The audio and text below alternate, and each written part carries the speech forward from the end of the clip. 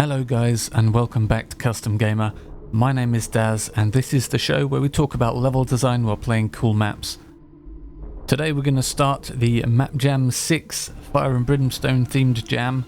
The very first map in this pack is by Adib and it's called Signati. So we've got this and 12 other levels to get through, so it might take a while, but we're going to do it. This level is quite interesting to look at. It's got a very kind of deathmatch vibe to it. And some interesting mechanics which were a little bit confusing at first, but kind of made sense the longer you played the level. And it helps that it looks gorgeous as well. There's some lovely lighting and rock work going on here. So let's go and have a look at it.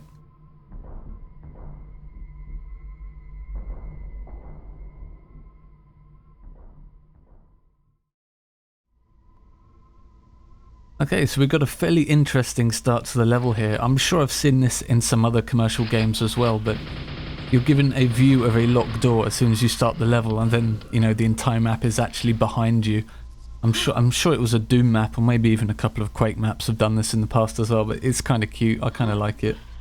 And you can see here, this is the main atrium of the map. These various doors are opened from various buttons within the various atriums within here. It's kind of an interesting design. It does feel a little bit strange kind of jumping around all the platforms. I think I would have liked some more kind of standard progression with like staircases and perhaps some lifts and various corridors and things like that to get around. A bit of jumping like this is fine, but it does feel a little bit disjointed the way it is right here. It really does feel like a deathmatch map where you're kind of jumping around all over the place, and I don't know, not really too keen on it myself, but other people have said they really enjoyed it, so you know, I guess it's just personal preference at this point. You can see that in the room we just went in, you have to shoot these kind of spiked rocks up on the ceiling to get them dropped down and activate the buttons below you.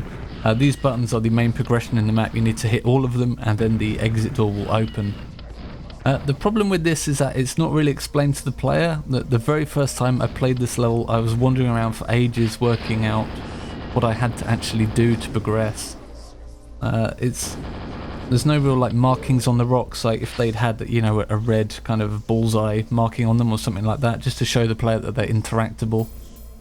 I think it was just like frustration shooting that got me to find the mechanic the very first time through, where, you know, I was just shooting everything to find out what would work and just randomly shot one of those things and it fell down, and then the whole map kind of fell into place. There's a little thing there where you really need to teach the player new mechanics like this and make something stand out, that so that it's obvious what it needs to do, because it was quite frustrating the first time round. But once you know the mechanic, the rest of them are actually used quite well, so you can drop some of them down to create little passages for you and little rocks to jump on to create shortcuts. This is a great example here, so you can drop down one of those rocks and create a shortcut to get the rocket launcher, which is kind of cool way to use things like this. And I have to bring special mention to the rock work and the lighting on the rock work in this map as well. It's really nicely done. You've got obviously the very warm glow from the lava below, and then you've got the kind of contrasting blue light coming from the sky, and it creates a very nice effect.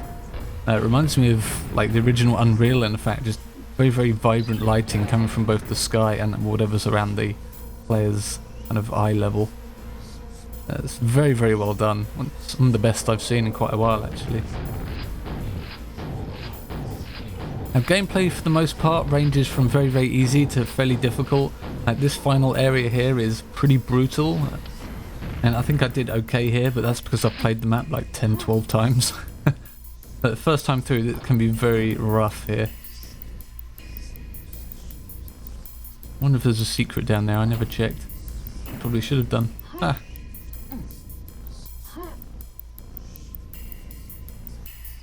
So yeah, there's a couple of options here. Like when you jump down here, I think the teleporter back to the top feels a little strange. I would have liked a staircase or some other progression back to the top.